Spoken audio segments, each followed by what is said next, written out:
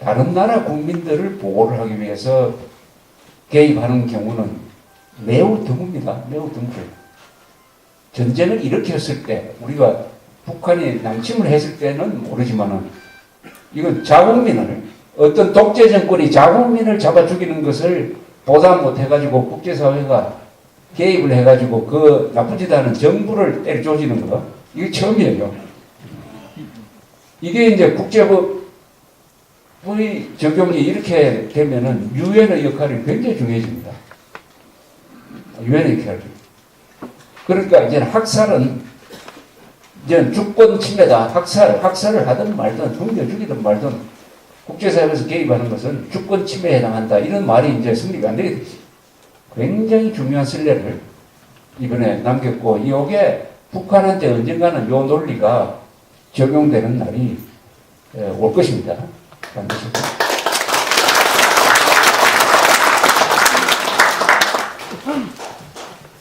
그러나 이 전쟁을 하기는 좋은데 전쟁을 잘 마무리하기는 매우 힘듭니다. 이런 식으로 앞으로 뭐 한 일주일까지 가겠습니까? 공격을 하면 사실은 리비아 정부군은 아마 무력화될 거예요. 벵가지에 있는 반군이 이제 힘을 또 얻어가지고 또 이제 서쪽으로 이제 쳐들어갈 겁니다. 쳐들어가. 제일 좋은 시나리오는 그 반군이 그냥 트리폴리를 접수를 하고 그 전에 트리폴리 내에서 데모가 일어나가지고 거기서 카다피가 축출되든지 아니면은 카다피 측근에서 누가 카다피를 암살을 하든지 쿠데타를 하든지 하는 것입니다. 이렇게 해가지고 카다피 정권을 대체할 정권이 들어서야 돼요. 이게 가장 최선의 선택이죠. 그렇게 되지 않으면은 내전으로 가는 거죠. 내전. 동서로 갈려가지고 이 내전을 해야 되는데, 이 내전을 하면은 이 국제사회가 개입한 보람이 없어지는 거죠. 내전이 계속 이어진다. 동서 분단 상태가 된다. 그럼 알카에다가 개입할 가능성이 있다. 알카에다. 지금 그 벵가지 근방에서 이 알카에다 조직원이 된 사람이 굉장히 많다고 그래요. 그 지역 자체가, 벵가지 근방 지역 자체가. 그래서 이 마무리가 어떻게 될 거냐 하는 것은 낙관하기 어렵습니다. 낙관하기 전쟁을 우리가 가다피가 당하는 거 보면 속이 시원하긴 한데, 그 다음이 항구적인 평화를, 안정을 가져올 것이냐. 더구나 부족으로 많이 갈려져 있거든요. 부족으로 갈려집니다. 그런데 이 카다피란 강자가 그래도 질서는 잡았어요. 그런데 무너집니다. 그 다음에 오는 사태가 전보다 조금이라도 나아야 될 텐데, 전보다 더 어렵게 돼서 사람들이 더 많이 죽는다. 이 승자가 확실하지 않는 내전이 계속된다. 그러면 아프리카가 불안하게 된다. 더구나 카다피의 그 리비아는 석유가 연간 한 150만, 하루 150만 배럴에서 한 200만 배럴 사이 나오고, 이 석유가 주로 유럽으로 팔리고 있는 경지류라서 아주 좋은 석유예요. 하는 이런 데 대한 시나리오가 있느냐. 그래서 군사적 개입을 반대했던 사람들은 그런 이야기를 했어요. 어떻게 이 전쟁을 마무리 짓느냐 하는 데 대해서 무슨 플랜이 있느냐. 육군이 안 들어가고 그게 과연 가능하냐. 그러다면 결국은 다국제 군대가 들어갈 것이 아니냐. 거기에 미군이 한 멤버로서 들어가면 되지 않겠느냐. 뭐 등등 여러 가지가 있는데, 그걸 생각을 하면은 상당히 복잡해집니다. 이 리비아라는 나라가 원래 이렇게 한 덩어리로 있었던 역사가 별로 없기 때문입니다. 항상 갈라져 있었어요. 트리폴리는 저 서쪽에 있기 때문에 옛날부터 투니시아 이쪽 카르타고 문화권이었습니다. 카르타고 문화권. 그리고 요 벵가지는 동쪽에 있어가지고 이 그리스 문화권에 오래 있었어요. 그리스 문화권. 그러니까 여러 가지 기질적으로 좀 다르죠. 그리고 이게 무슨 한 나라로 묶을 만한 공통된 어떤 역사 이념이 있는 것도 아니고, 다만 이제 이탈리아가 식민지를 하다가 보니까 이 리비아라는 나라를 한 단위로 통치를 하기 시작하고, 그 다음에 그게 독립으로 이어졌습니다. 독립도 최근입니다. 우리보다 독립이 늦습니다. 1952년입니다. 1952년에 독립이 되고 1969년에 가다피가 쿠데타를 해가지고 정권을 잡았는데 그때 나이가 27이었습니다. 27. 한때 가다피는 굉장히 인기가 있었습니다. 지금은 인간이 저렇게 망가져 버렸지만 한때는 아주 인기가 있어가지고 특히 제3세계에서 냉전 시대에는 아주 영웅이었습니다. 근데 석유를 무기화한 최초의 인간이 이 가다피입니다.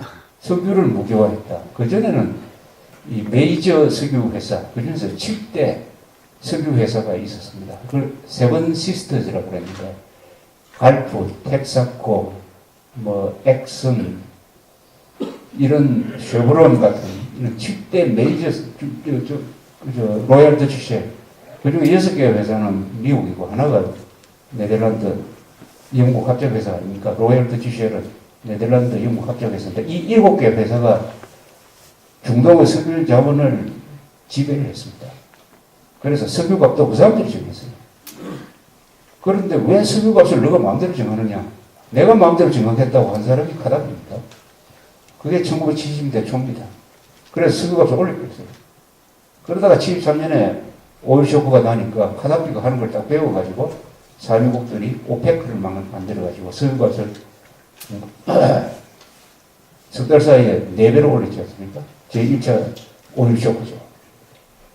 이런 단초를 만든 게 이 카다피니까 얼마나 제3세계에서 인기가 있었겠습니까? 그쪽으로만 나갔으면 괜찮은데, 이 사람이 이러다니까 아마 나중에는 뭘 하기 시작했느냐. 테러를 지원하기 시작했어요. 테러.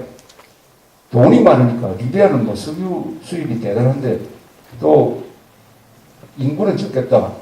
현금은 많은, 저 나라가 현금이 많아요. 저 나라가 지금 가지고 있는 게 아마, 국가 기금이 한 1,500억 달러 됩니다.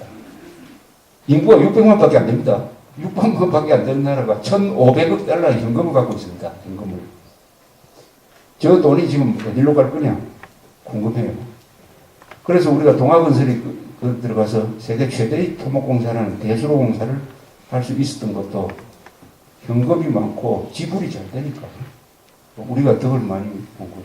근데 80년대부터 가다피가 이 과대망상증에 빠져가지고 자기가 무슨 제3세계 지도자가 되어보겠다고 여기저기 테러하는 사람들한테만 반미 테러하는 한테만 자금을 지원하기 시작을 했습니다. 그래서 베를린에서 디스코텍인가? 거기서 폭발을 시켜가지고 미군이 몇 명 죽게 하니까 레이건이 화가 나가지고 1986년에 폭격을 해버렸죠. 그것도 가다피를 죽이려고 폭격을 했는데 가다피는 안 죽고 양녀가 죽고 측근들이 몇십 명 죽고 있습니다. 그러니까 가다피는 또 거기에 대해서 항공 테러로 대응을 했습니다. 1988년에 페낭기를 폭파시켜가지고 270명을 죽게 했다. 요게 이제 수사를 통해서 들통이 나가지고 경제 봉쇄를 당하고, 이디아민이라고 우간다에 아주 흉악한 독재자가 있었는데, 이 사람 망하려고 하니까 또 군대를 보내가지고 이디아민 도와주다가 또 그 몇백 명이 죽고 있습니다. 하여튼 독재자, 이 세상에 나쁜 놈들만 도와주는 거죠. 독재자, 테러리스트, 또 지도 항공 테러를 하고, 그러니까 이게 완전히 이미지가 바뀌었어요. 흉악한 학살자로 바뀌어버렸습니다. 그리고 아주 이상한 기행을 하고, 이렇게, 그리고 지 꿈은 뭐냐면 아프리카 전체의 지도자가 되겠다. 이렇게 된 거죠. 그러니까 행동이 요새 이렇게 개차반으로 나옵니다. 최근에 오바마한테 편지를 보냈는데 오바마를 우리 아들, our son 이렇게 표현을 했어요. 오바마를 우리의 아들이가 해가지고 충고하는 식의 편지를 보냈더라고요. 절대적인 용서할 수 없는 게 항공 테러를 한 놈은 용서할 수가 없습니다. 국가기관이 항공 테러, 우리가 여기 계신 분들도 마음 놓고 비행기를 타야 될 거 아닙니까? 그게 폭탄 장치 해가지고 억울한 사람 270명을 죽인 요 김정일이가 대한항공 테러한 거하고 똑같은 행동 요했어요. 요런 짓을 하는 인간은 반드시 단죄를 해야 됩니다. 응징을 해야 돼요. 그 이제 죄값을 이제 그동안 쌓아놨던 죄값을 지금 치르고 있는데 문제는 아까 말씀드린 대로 귀추가 주목된다 이거죠. 앞으로 어떻게 할 거냐. 이걸 이제 보면서